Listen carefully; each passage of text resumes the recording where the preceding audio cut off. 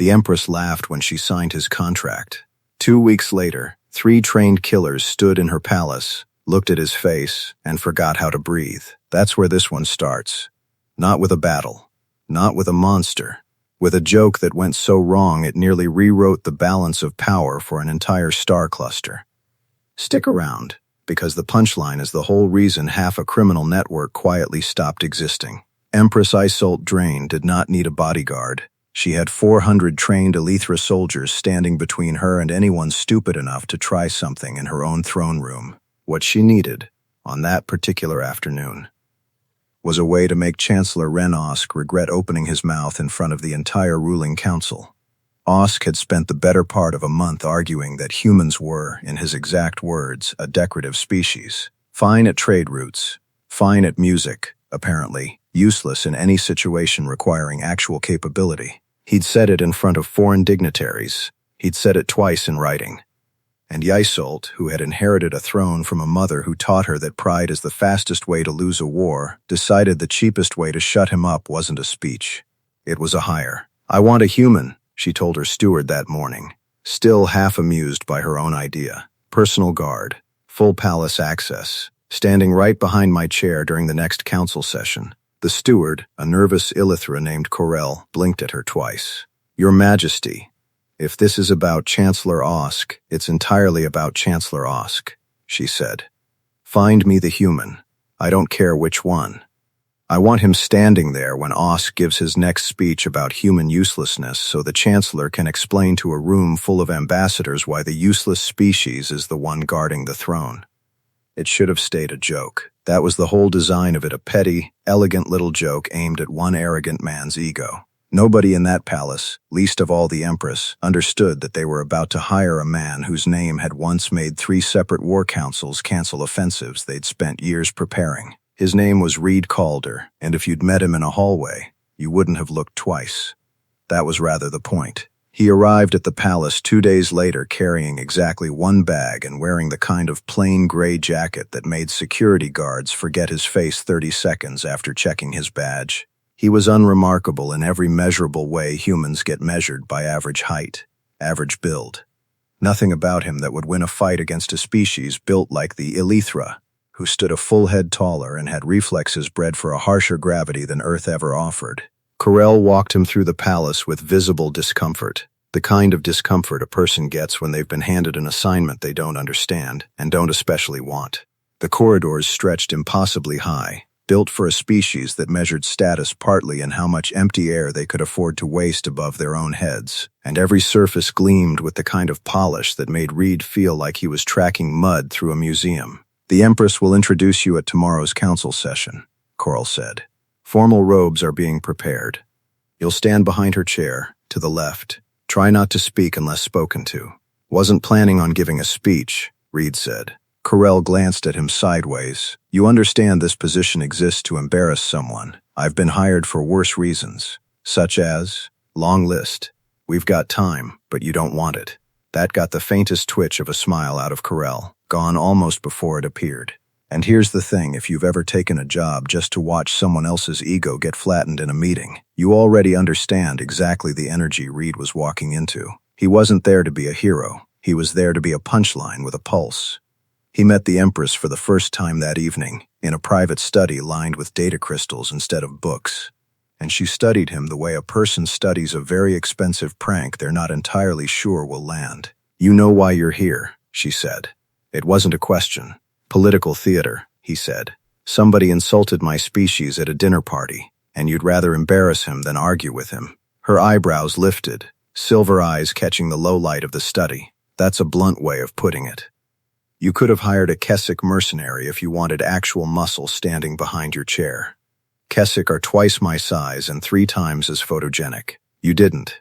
You specifically wanted a human.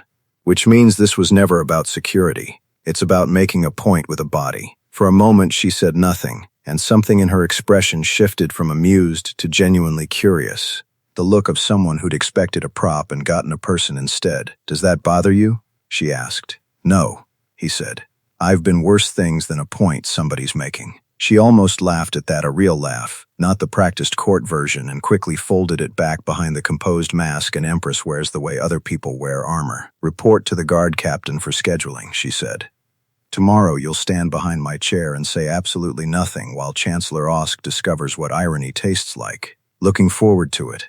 She almost smiled again. Almost. The council chamber the next morning was the kind of room built to remind everyone in it how small they were.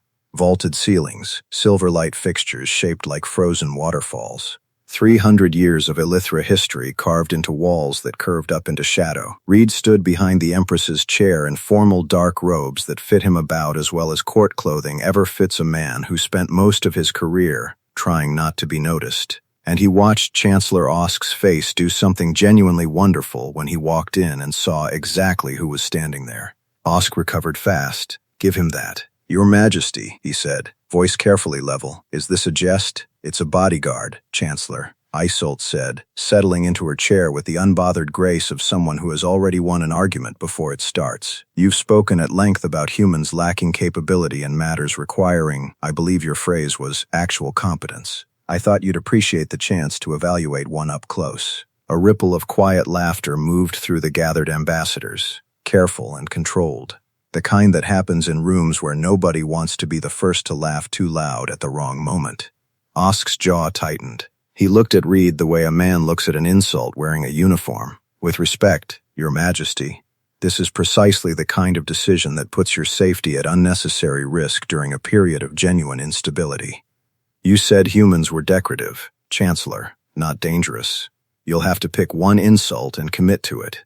A few of the ambassadors near the front actually smirked at that, quickly hiding it behind formal hand gestures. And Osk's ears went a shade darker. A physiological tell Reed quietly filed away for later, the way he filed away most small, useful things about people who didn't like him. "Then it's fortunate," Yseult continued, "that instability is exactly what I hired him to handle." She hadn't meant that literally. It was a line. A piece of theater to close the argument and move the session along.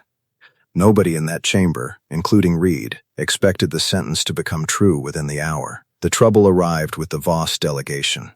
3 representatives from the Voss Compact had traveled in for the session, old allies of the Elithra, tied together by decades of shared trade and one particularly ugly war they'd fought together against a splinter human faction nearly 20 years earlier.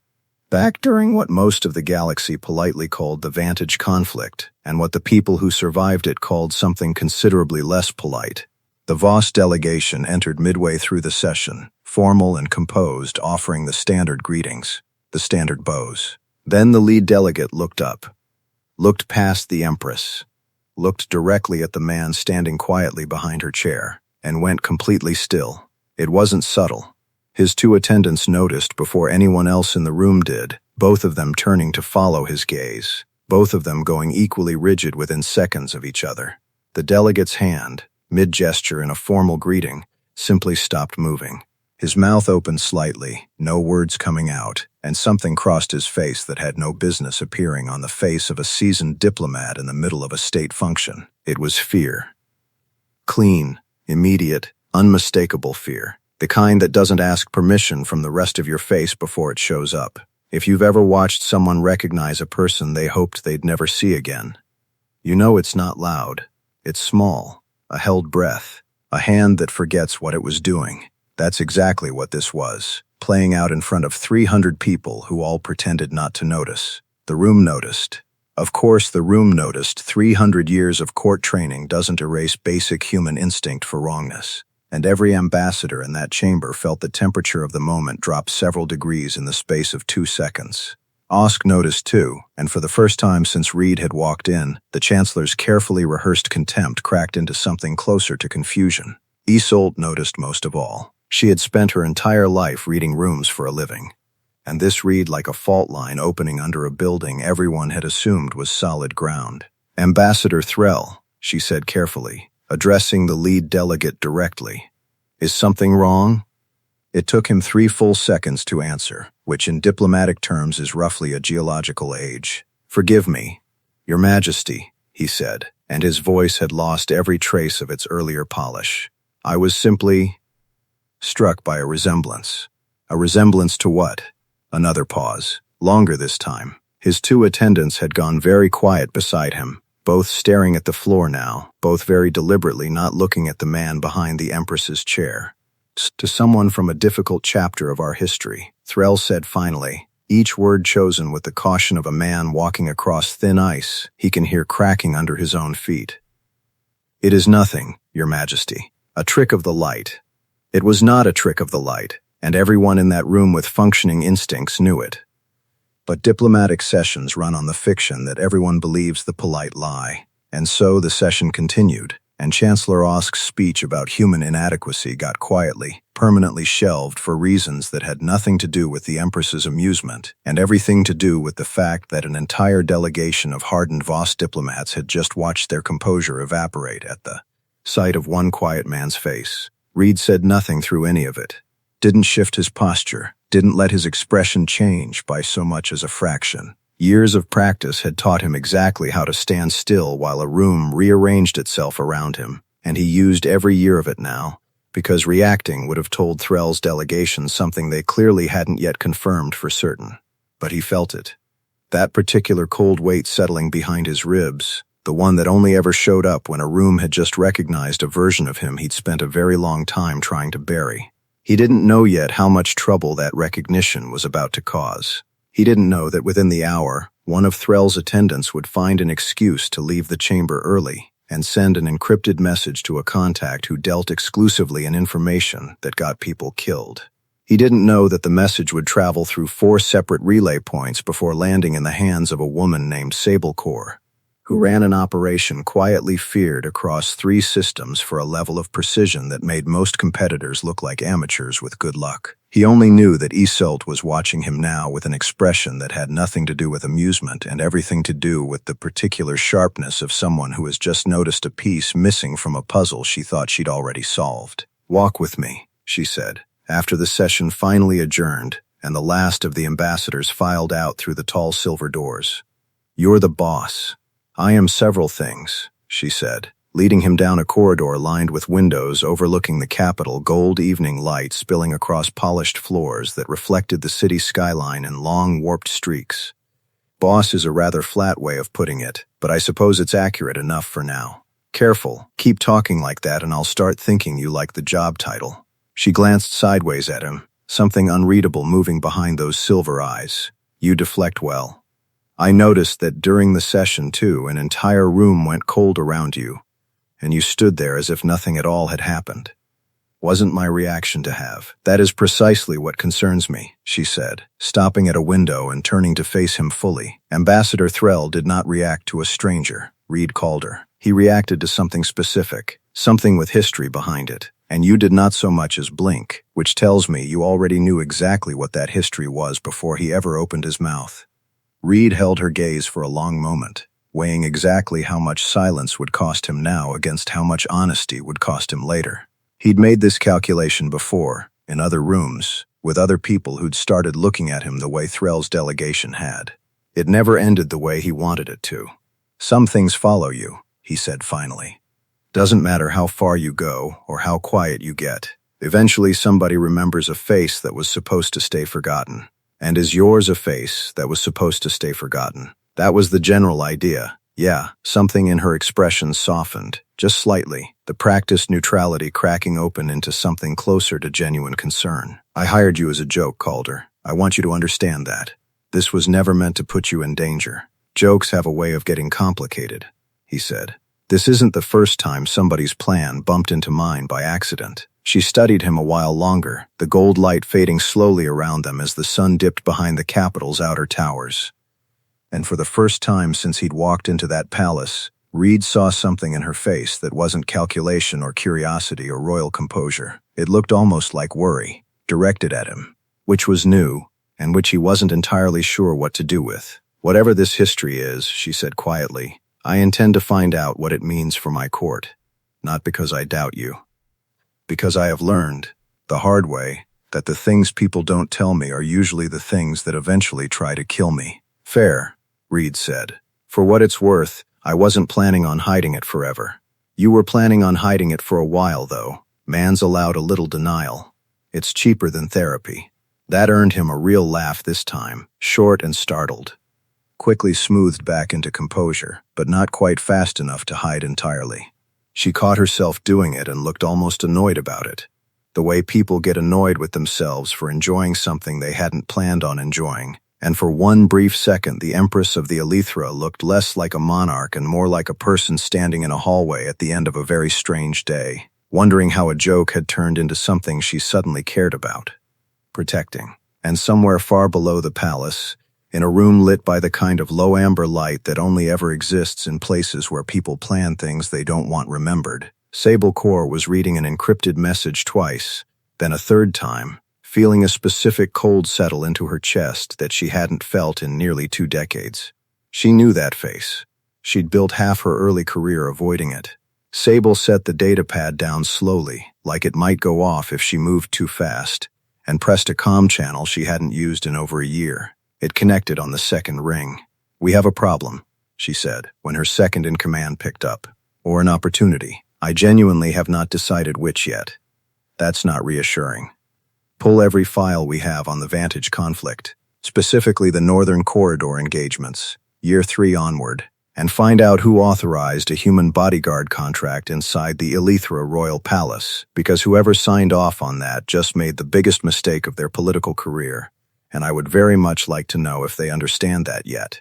She stared at the still image pulled from the council session footage, a grainy, half-obscured shot of a man standing quietly behind an empress's chair, giving away nothing, and somewhere in the files she was about to reopen was a name nobody in her organization had spoken out loud in years, not because it was forbidden, because saying it tended to end conversations rather than start them. The Undertow was back, and this time he wasn't hiding at all. Sable Core did not send her best operative first. She sent someone expendable, because the first rule of testing a ghost story is you never risk something you actually value on finding out if it's true. His name doesn't matter.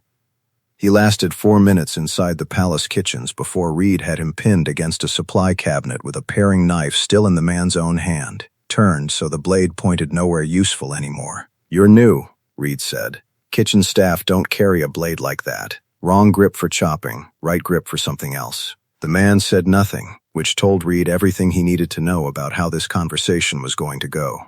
He wasn't scared in the way people get scared of getting caught. He was scared in the specific way people get scared when a rumor they'd been told to take seriously turns out to be exactly as serious as advertised. "Who sent you?" Reed asked. Still nothing. So Reed tried a different question, the kind that tends to get further with people who've been paid to stay quiet about the first kind. "Sable Core send you herself, or did this come through a middleman?" That got a reaction. Small, but real, a flicker behind the man's eyes. The particular twitch of someone realizing the person questioning them already knows more than he's supposed to. "Thought so," Reed said. "Tell her I said hello. Tell her I'm not hard to find. If she wants to skip the middlemen next time." Palace security took the man into custody within minutes, and by the time Yseult heard about it, secondhand from a very rattled kitchen staff supervisor, the whole thing had already happened and ended without a single dish broken. That detail bothered her more than the attempt itself. "You didn't think to mention there was an assassin in my kitchen," she said. Finding him in the corridor outside her study that evening wasn't much of an assassin, more of a message. A message saying what, exactly? Saying somebody's testing the water before they commit to a real operation. Whoever sent him wanted to see how I'd handle it, and now they know, which means the next attempt won't be one guy with a knife pretending to peel vegetables. Yseult crossed her arms, studying him with the particular sharpness she'd been aiming at him more and more often over the past several days, the kind of look that had started as suspicion and had slowly, without either of them quite marking the exact moment, turned into something closer to worry mixed with an emotion she hadn't fully named yet, even to herself. "You're remarkably calm for a man who was just attacked with a paring knife." Wasn't much of an attack. He got maybe half a step before I noticed him. That's not the part I meant. She stepped closer, lowering her voice even though the corridor was empty. "You've known this was coming since the council session. The Voss delegate. The name that keeps almost surfacing every time someone looks at you too long. You've been carrying all of that around for days without saying a word, and now someone tried to kill you in my own palace. And you're standing here making jokes about vegetables. Jokes are cheaper than panic. Reed, It was the first time she'd used his first name without the surname attached, and something about the way she said it landed differently than anything else she'd called him so far. I would like the truth. All of it. Not because I'm your employer. Because I think, somewhere in the last 2 weeks, I stopped thinking of you as staff, and I would very much like to know exactly who I've been standing next to this entire time. He looked at her for a long moment, the corridor lights catching the tired lines around his eyes, the particular exhaustion of a man who has spent years choosing silence and is now being asked, gently but firmly, to put it down. 20 years ago there was a conflict called the Vantage Conflict, he said finally. You'd have been young, maybe not even born yet. A splinter human faction and a coalition that included the Voss went after each other over a resource corridor nobody remembers the actual name of anymore, because everybody just calls it what happened there instead. And you were part of it. I was assigned to a unit protecting evacuation convoys, civilians, mostly, people trying to get off worlds that were about to become somebody else's battlefield. Command kept sending soldiers into that corridor and kept getting most of them killed, because the terrain didn't favor loud tactics or big units.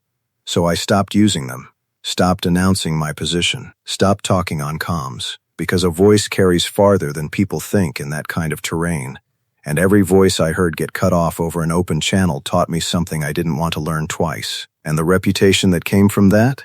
They started calling me the Undertow. Because units that went looking for whoever kept protecting those convoys had a habit of not coming back. And when people vanish without a trace in open water, that's usually what pulled them under. I didn't pick the name. Didn't want it. It just sort of happened around me. The way names do when enough frightened people need something to blame for their losses. Yseult was quiet for a while, processing that the way she processed most things, carefully, turning it over from several angles before she let herself react to any single one. Ambassador Threll, she said eventually. He would have been young too. Old enough to have served, maybe, or old enough to have lost someone who did. Probably both. That's usually how it works. And the man in my kitchen tonight, the one who called himself Testing the Water, he works for someone who remembers you specifically. Sablecore, Reed said. Never met her personally, but I've heard the name. She ran logistics for one of the coalition units during the later years of the conflict. If she's the one behind this, it's not business for her, it's personal. Which makes her more dangerous, not less, because personal doesn't calculate risk the way professional does. Then we prepare for personal, Yseult said, and something had shifted in her voice. A resolve settling in underneath the worry, the sound of a ruler who had just decided a threat against someone she cared about was now a threat against her directly, whether or not the rest of her court agreed with that framing. They didn't have to wait long to find out how right she was.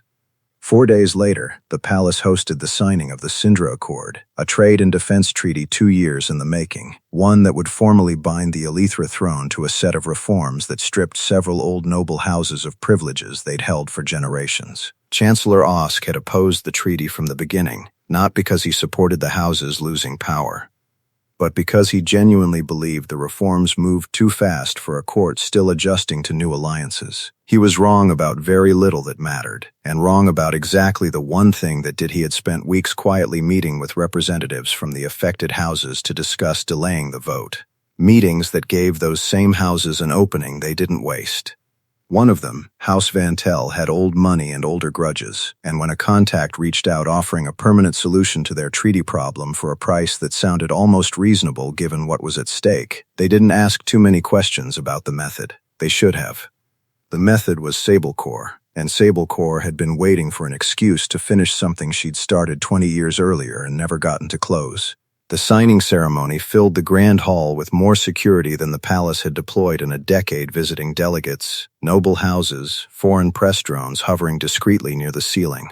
Reed stood at Yseult's side, closer than his usual position, and he'd spent the entire morning walking every access point in the building the way he had before every dangerous day of his life, cataloging exits, checking blind spots, trusting the particular unease sitting behind his ribs that had never once been wrong. "You're doing the thing again," Yseult murmured as they took their positions near the signing dice. "The quiet, watching thing. It's a good day for it. Meaning too many new faces, too much security spread too thin across too big a room, and a treaty that just made a lot of powerful people very unhappy. If I wanted to move against somebody today, this is exactly the kind of chaos I'd want to hide inside." She didn't argue. She'd stopped arguing with his instincts 3 attempts ago. It started with the lights. Not all at once, that would have been too obvious, too easy to trace back to a single cause. Sections of the Grand Hall's overhead lighting began failing in a slow cascade, corner by corner, engineered to look like an ordinary fault in an old building rather than the deliberate opening move it actually was.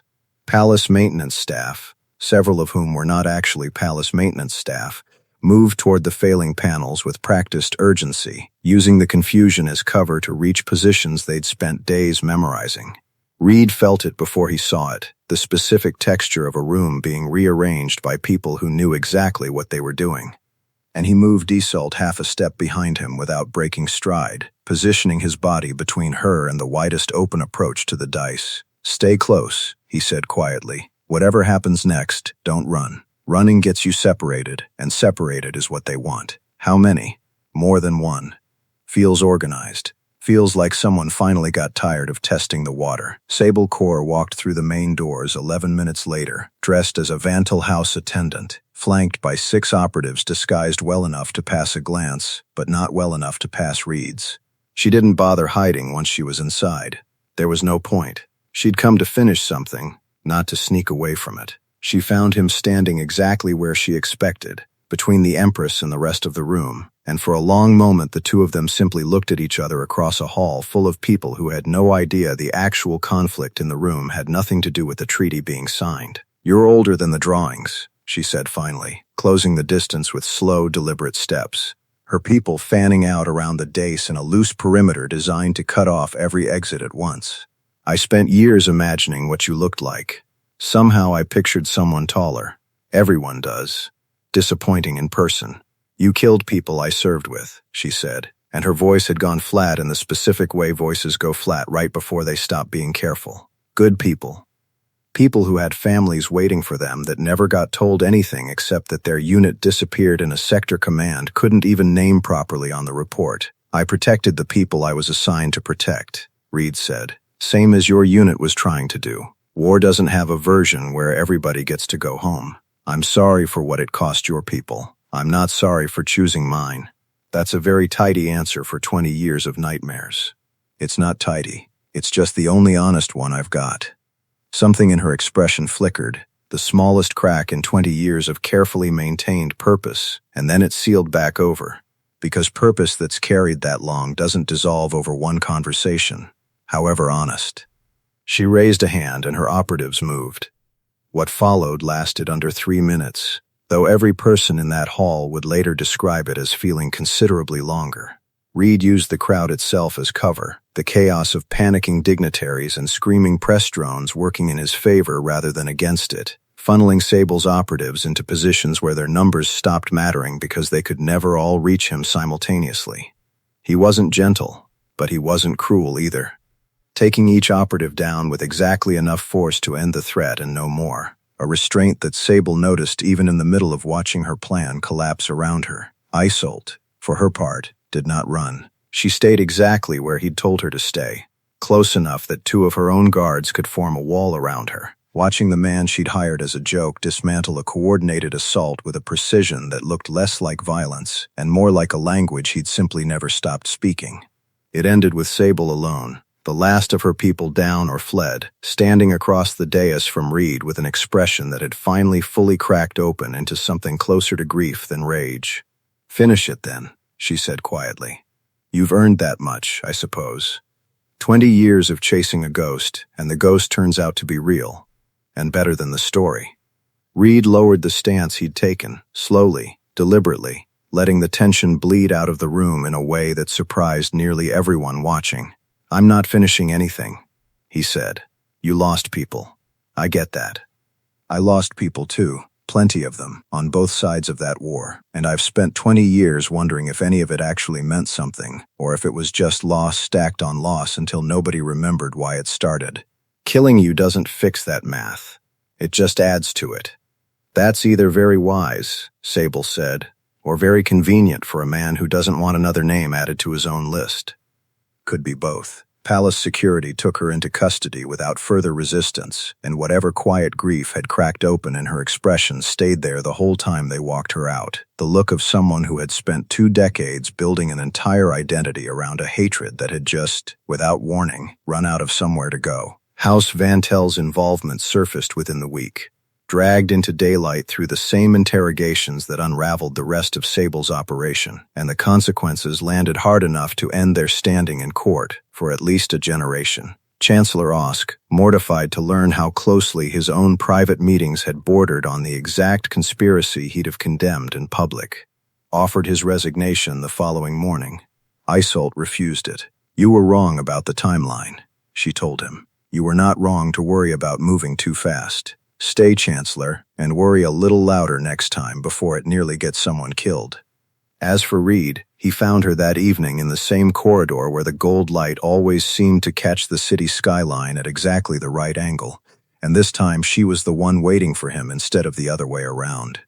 "I believe I owe you rather more than a joke's worth of gratitude," she said. "You don't owe me anything. Did the job. You did considerably more than a job, and we both know it." She studied him for a long moment, something warmer than curiosity settling behind her eyes now, something that had been building quietly under every conversation since the day he'd walked into her palace as a punchline nobody expected to matter. "I would like you to stay, not as a joke aimed at Chancellor Osk, not even as a contracted guard, as someone I have come, rather inconveniently, to trust with considerably more than my safety." Reed looked at her for a long moment, weighing a version of the question he hadn't let himself consider seriously in longer than he cared to admit. "I've spent a lot of years being a story people told each other," he said finally. "Being a person again. Standing next to somebody who actually wants me here instead of just needing what I can do. That's new. I think I'd like to find out what it feels like, if you're offering."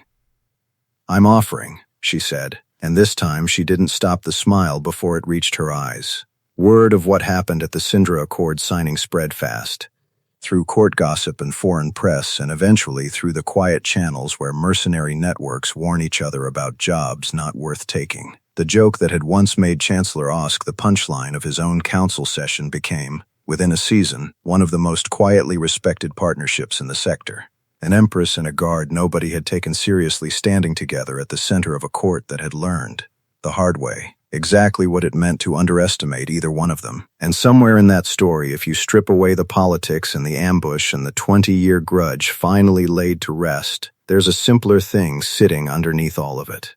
Sometimes the people who matter most walk into your life disguised as a bad joke. You just have to be paying attention when the punchline turns out to be someone worth keeping. If this one had you hooked, go ahead and drop a like. It genuinely helps more than you'd think. Share it with somebody who's into this kind of story. And if you want more of these waiting for you, hit subscribe on HFY Soundscape so you don't miss the next one.